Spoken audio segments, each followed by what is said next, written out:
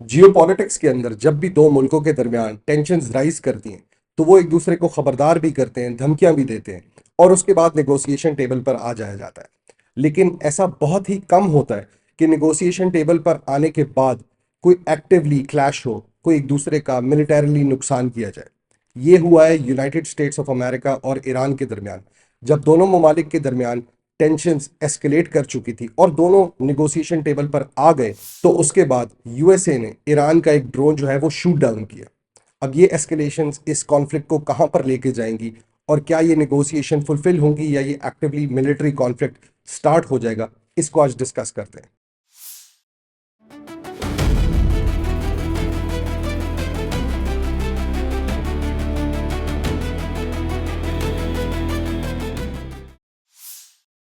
Iran और USA के दरमियान टेंशन बहुत ज़्यादा राइज हो चुकी थी और यही खदशा था सारी दुनिया को कि मिलिट्री कॉन्फ्लिक्ट एक्टिवली स्टार्ट हो जाएगा। सारी दुनिया ऑन एज थी। उसके बाद हमने गोल्ड रश भी देखा, ऑयल प्राइसेस जो है फ्लक्चुएट करती रही, gold prices silver prices fluctuate करती रही। लोग सेफ हेवंस की तरफ जा रहे थे, गोल्ड और सिल्वर की तरफ। लेकिन उसके बाद निगोसिएशंस की बात स्टार्ट हुई। दोनों ममालिक ने जो है एग्री किया कि हम निगोसिएशन टेबल पर आएंगे और बातचीत शुरू करेंगे। लेकिन 3 फरवरी को यूएसए ने जो है ईरान का एक ड्रोन शूट डाउन किया, शहीद 139।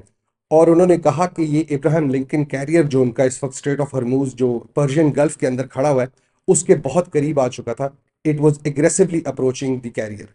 तो उसके बाद ये जो टेंशन है ये वापस स्क्वायर वन पर चलेगी, दुनिया वापस उसी हालात पर चलेगी। गोल्ड प्राइसेस और स्टॉक मार्केट जो है दोबारा फ्लक्चुएट करना शुरू हो गए।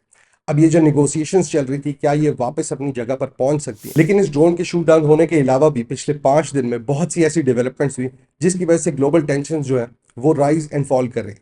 तो हम बात शुरू करते हैं 31 जनवरी से, जब 2 दिन की नेवल ड्रिल्स शुरू की आईआरजीसी ने स्ट्रेट ऑफ हरमूज में। और ये बिल्कुल यूएसए की जो वॉरशिप्स इस वक्त खड़ी हैं, एयरक्राफ्ट कैरियर्स पर्शियन गल्फ में खड़े हैं, उनके बहुत आसपास आ गए। जिस पे यूएस ने ईरान को स्ट्रेट आउट कह दिया कि आप बहुत ध्यान से नेविगेट कीजिएगा, ज़्यादा करीब ना आए यूएस की शिप्स के, वरना ये मसला जो है एक्टिव मिलिट्री कॉन्फ्लिक्ट पे एस्केलेट हो सकता है। और उस पर ईरान के फॉरेन मिनिस्टर ने कहा कि हम तो बिल्कुल तरीके से नेविगेट करेंगे, लेकिन जो फॉरेन फोर्सेस इस वक्त पर्शियन गल्फ के अंदर है, ये उनकी तरफ से एस्केलेशन है, जिसके रिटेलिएशन के अंदर ईरान ये एक ड्रिल्स कंडक्ट कर रहा है। उसके बाद 1-2 फरवरी को जो है ईरान ने अपनी डिप्लोमेटिक मूव्स वो शुरू कर दी। कतर और इजिप्ट जैसे ममालिक के पास ईरान ने जो है वो बातचीत शुरू की और ये ओपननेस शो की कि हम न्यूक्लियर टॉक्स जो है, जो निगोसिएशन है, उसकी तरफ हम आना चाहते हैं। और इसी दौरान डोनाल्ड ट्रंप ने ये एक स्टेटमेंट दी कि bad things are going to happen अगर ये निगोसिएशंस नहीं होती या कोई डील रीच नहीं होगी। उसके बाद 3 फरवरी को ये ईरान का ड्रोन शूट डाउन हुआ जो शहीद 139 है। इसकी वजह से टेंशन बहुत ज़्यादा एस्केलेट होगी, क्योंकि ये पहला मिलिट्री जो है कोई कॉन्फ्लिक्ट था, काइनेटिक कॉन्फ्लिक्ट था, जो इन सारी टेंशन में अभी तक हुआ है। पिछले 2 महीने से, 1.5 महीने से हम देख रहे हैं कि टेंशन बहुत राइज हो रही है। लेकिन ये ज़्यादातर एम्प्टी थ्रेट्स थी या एम्प्टी वार्निंग्स थी जो एक दूसरे को दी जा रही थी। अब ये जो ड्रोन था ये बेसिकली मेरे ख्याल से एक सर्वेलेंस ड्रोन था, जो कि इब्राहिम लिंकन जो एयरक्राफ्ट कैरियर है उसकी मूवमेंट्स को वो मॉनिटर कर रहा था। और ईरान ने कहा कि इसके अलावा भी 1-2 ड्रोन्स थे जो कि सेफली वापस आए सर्वेल करके इब्राहिम लिंकन कैरियर को यूएस के। इसके अलावा आईआरजीसी ने एक हरकत की स्ट्रेट ऑफ हरमूज के अंदर, जिससे यूएस बहुत ज़्यादा एग्रीवेट हुआ मेरे ख्याल से। वो ये थी कि इन्होंने एक यूएस फ्लैग टैंकर को अप्रोच किया आईआरजीसी की गन बोट्स ने और उसको थ्रेटन किया, threaten to seize and to on board. अब इसके बाद जो है यूएस ज़्यादा एग्रीवेट हुआ, बट उन्होंने इस टैंकर को जो है सेफली एस्कोर्ट कर लिया। और उन्होंने फिर ये थ्रेट की कि जो शिपिंग रूट्स हैं उनको ज़्यादा तंग ना किया जाए। जो ग्लोबल ऑयल सप्लाईज हैं, जो ग्लोबल ऑयल टैंकर्स वहाँ से गुजरते हैं, उनको छेड़ाछाड़ी ना की जाए। और इससे जो है वो टेंशन्स पर और एस्केलेट होंगी। और उसके बाद ये जो सर्वेलेंस ड्रोन था वो शूट डाउन किया गया। तो ये काफ़ी ज़्यादा जो है डेवलपमेंट्स हैं जिसकी वजह से इनकी टेंशन्स राइज एंड फॉल कर रही हैं। कभी निगोशिएशन टेबल पे आते हैं, कभी इस तरह की हरकत होती है, कोई यूएस टैंकर फ्लैग टैंकर जो है उसको अप्रोच किया जाता है, सर्वेलेंस ड्रोन शूट डाउन किए जाते हैं। अब ये सारी चीज़ें मिल मिला के जो है निगोसिएशंस को हर्ट करें। बट दोनों कंट्रीज जो है वो वीकनेस शो नहीं करना चाहती। निगोसिएशन टेबल पे वही जीतता है जो इस वक्त ज़्यादा स्ट्रॉन्ग पोजीशन में होता है, जो अपनी जो ज़्यादा ग्राउंड पीछे नहीं देता। अब अगर हम निगोसिएशंस की बात करें तो they are set for February 6। और इसमें भी कुछ चेंजिंग आई है। पहले they were going to happen in Istanbul Turkey, और उसके अंदर रीजनल प्लेयर्स भी जो थे उनकी भी इन्वॉल्वमेंट होनी थी। लेकिन अब इसको चेंज कर दिया गया और ये अब मुस्कत ओमान के अंदर होंगी। और ये बायलेटरल मीटिंग्स होगी। बायलेटरल मीनिंग कि सिर्फ यूएस और ईरान के बीच में होंगी, कोई और रीजनल जो पावर्स हैं, स्टेट्स हैं, वो इसके अंदर इन्वॉल्व नहीं होंगी। तो सिर्फ ये यूएस और ईरान के बीच में डिस्कशन होगी, डील होगी, और जो भी उसका नतीजा निकलेगा। अब इसके अंदर तीन जो है वो शराइत रखी हैं यूएस की तरफ से ईरान के लिए। यूएस कह रहा है कि ईरान एक तो अपना न्यूक्लियर प्रोग्राम जो है, यूरेनियम इनरिचमेंट उसको ज़ीरो कर दे, ना वो किसी और पावर के लिए यूज़ करे, ना वो न्यूक्लियर बॉम्ब के लिए यूज़ करे। सो मिलिट्री और सिविलियन एप्लीकेशंस दोनों उनको ख़त्म कर दिया जाए। दूसरा, यूएस ये डिमांड कर रहा है कि जो बैलिस्टिक मिसाइल्स प्रोग्राम है उसको लिमिट किया जाए, उसके ऊपर लिमिटेशंस लगाई जाए। अब ईरान का जो बैलिस्टिक मिसाइल प्रोग्राम है वो उसकी सबसे बड़ी पावर है, आप सोच लें, क्योंकि ईरान के पास फिल वक्त तक जो है वो कोई न्यूक्लियर एसिड्स नहीं है, न्यूक्लियर बॉम्ब्स नहीं है, मिलिट्री एप्लीकेशन वाली न्यूक्लियर पावर नहीं है ईरान। तो उसके बाद उसके पास जो बेस्ट डिफेंस है या ऑफेंस कह लें आप, वो उसके पास उसका बैलिस्टिक मिसाइल्स प्रोग्राम है जो कि बहुत एडवांस्ड है। और तीसरी चीज़ जो यूएस डिमांड कर रहा है वो ये कि ईरान जो है जितनी प्रॉक्सीज उसकी हैं रीजन के अंदर, उनको सपोर्ट करना बंद करे, वो ख़त्म करे। अब ईरान की अपनी जो आर्मी है उसके थ्रू उसके पास इतनी पावर नहीं है, बट ये जो छोटी प्रॉक्सीज हैं ये बहुत ही इनएक्सपेंसिव भी होती है, और इसके थ्रू ईरान के पास बहुत ज़्यादा इन्फ्लुएंस होता है रीजन के अंदर। बिकॉज ये प्रॉक्सीज जिस तरह मैंने कहा कि बहुत इनएक्सपेंसिव होती है, और इससे इसकी जो न्यूसेंस वैल्यू है या जो इसकी थ्रेट है वो बहुत बड़ी होती है। तो ईरान की एक बहुत बड़ी पावर है other than its own army या इसकी जो नेवी है। एयरफोर्स ईरान के पास बहुत ही कमज़ोर है। ड्रोन प्रोग्राम अगेन बेहतर है उनका, लेकिन बैलिस्टिक मिसाइल्स प्रोग्राम सबसे बेहतर है। उसके बाद ये तीसरी चीज़ है प्रॉक्सीज। तो अब ईरान की साइड ये या ईरान का स्टांस ये कि हम किसी और बारे में बात नहीं करेंगे, जो निगोसिएशंस होंगी वो सिर्फ न्यूक्लियर के ऊपर होंगी। यूरेनियम एनरिचमेंट की अगर बात की जाए तो ईरान कह रहा है कि हम 60 to 20% जो है उसको लोअर कर देंगे, हम ज़ीरो एनरिचमेंट नहीं करेंगे, because we need nuclear power as well, वो सिविलियन यूज़ के लिए। अब डोनाल्ड ट्रंप जो है या यूएसए और इसराइल जो है वो कह रहे हैं कि हमें एक तो ज़ीरो इन्रिचमेंट चाहिए और उसके अलावा बाकी चीज़ों पे भी फोकस किया जाए। और अपनी साइड से ईरान ने कहा है कि बाकी चीज़ों पे तो हम निगोशिएट ही नहीं करेंगे, सिर्फ ईरान जो है न्यूक्लियर के ऊपर निगोशिएट करेगा, और वो भी ज़ीरो इन्रिचमेंट तक नहीं जाएंगे। हम 60 to 20% जो है वो कम कर सकते हैं, ये उन्होंने रेंज प्रोवाइड की यूएस को। अब ये निगोसिएशंस जब होंगी तब पता लगेगा। लेकिन जो इंटरनेशनल कम्युनिटी का रिस्पॉन्स है वो बहुत ही पॉजिटिव टूवर्ड्स निगोसिएशंस है। जो अगर आप गल्फ कंट्रीज़ की बात करें तो वो तो बिल्कुल भी नहीं चाहती कि कोई काइनेटिक वॉर हो, एक्चुअल मिलिट्री कॉन्फ्लिक्ट हो, बिकॉज ईरान की रिटेलिएशन से भी डरते हैं। ये एक सबसे बड़ा रीज़न दिया जाता है कि गल्फ कंट्रीज़ क्यों कह रही हैं कि निगोशिएट किया जाए, मिलिट्री कॉन्फ्लिक्ट ना हो।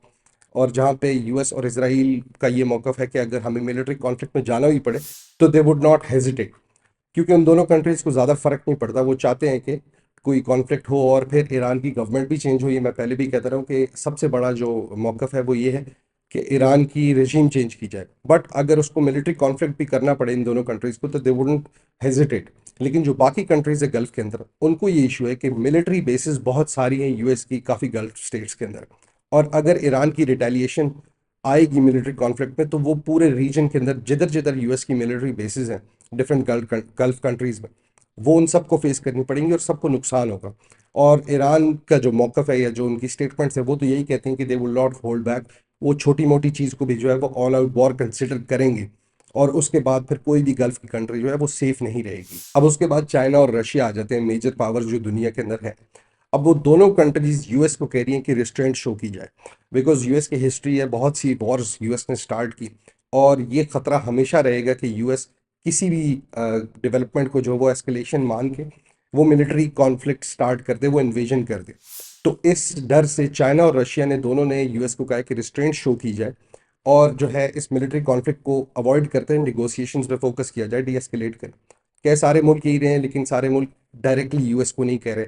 चाइना और रशिया जो है वो ओपनली यूएस को कह रहे हैं कि आपने रिस्ट्रेंट शो करनी है, रिजीम चेंज करना या मिलिट्री कॉन्फ्लिक्ट जो है किसी के भी वो फायदे में नहीं है, और इस जंग से या जोर जोर आजमाई से जो है वो ये मसला हल नहीं होगा। तो रेजोल्यूशन जो भी हो वो यूएस की रिस्ट्रेंट के थ्रू ही देखा जा सकता है। इसके बाद यूरोपियन यूनियन जो है ईयू, वो मेरे ख्याल से दुनिया में एक सबसे बड़ी पावर है, और उनकी तरफ से एक बहुत ही मेरे ख्याल से इररिस्पॉन्सिबल हरकत हुई है।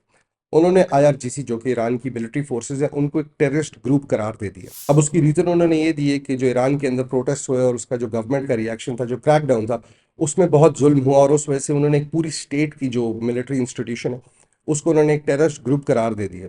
अब मेरे ख्याल से एक सॉवरेन स्टेट के साथ आप इस तरह जो है इस तरह की हरकत करें, इस तरह आप उनकी पूरी स्टेट को एक टेररिस्ट, उनकी मिलिट्री इंस्टीट्यूशन को टेररिस्ट ग्रुप असाइन करते, तो ये डिप्लोमेसी के हिसाब से बहुत ही खौफनाक सी हरकत है।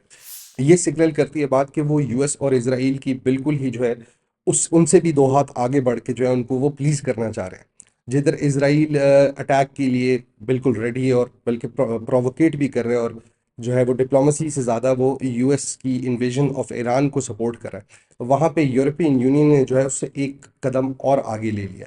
जब आप एक इंस्टीट्यूशन को टेररिस्ट ग्रुप लेबल कर देते हैं, उसके बाद डिप्लोमेसी की तो बात रह ही नहीं जाती।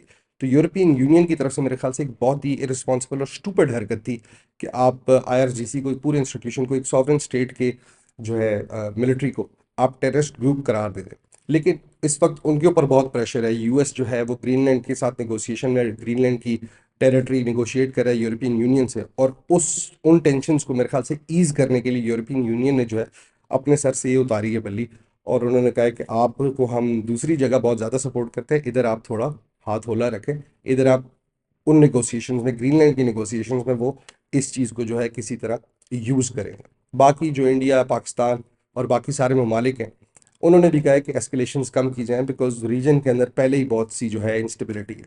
पाकिस्तान के साथ पहले भी अफगानिस्तान में जंग हुई, पाकिस्तान की नेबरिंग में पहले भी जंगें हुई, अफगानिस्तान में भी पाकिस्तान अफेक्ट हुआ, इराक में उससे भी पाकिस्तान अफेक्ट हुआ।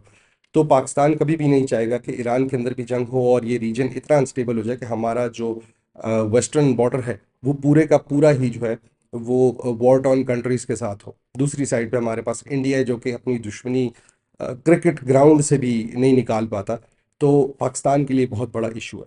तो इसलिए पाकिस्तान ने भी और इंडिया ने, उसके अलावा भी, इंडिया वैसे ही न्यूट्रल रहता है, बट उन्होंने भी जो है वो डिप्लोमेसी को तरजीह दी है कि ये डिप्लोमेटिकली चीज़ें बढ़ें। लेकिन अब बायलेटरल टॉक्स हैं, जो निगोशिएशंस होनी है वो कल होनी है। ये इशू जो ईरान और यूएसए का है ख़ास तौर पे, ये इतना वॉलेटाइल था कि कोई इस चीज़ को प्रोटेक्ट नहीं कर पा रहा कि आगे क्या होगा। एक दिन एस्केलेशंस जो है वो डाई डाउन होते हैं, अगले दिन वो और बढ़ जाती है, अगले दिन कोई ड्रोन शूट डाउन हो जाता है। तो इसमें प्रिडिक्शन करना मेरे ख्याल से सबसे खौफनाक और मुश्किल काम है। लेकिन उसके बावजूद मेरे ख्याल से ये ईरान को छोड़ेंगे नहीं। पहले भी ईरान के साथ न्यूक्लियर डील्स हुई हैं और उसके बावजूद ईरान के ऊपर अटैक हुआ था। तो रजीम चेंज का या प्रेशर डालने का ईरान के ऊपर जो काम है वो यूएसए और इसराइल की तरफ से रुकने वाला नहीं है। तो ये था हमारा आज का एनालिसिस। अगर आपको पसंद आया तो वीडियो को लाइक और शेयर ज़रूर कीजिएगा और चैनल को सब्सक्राइब करें। हम कल दोबारा मिलते हैं। अस्सलाम वालेकुम।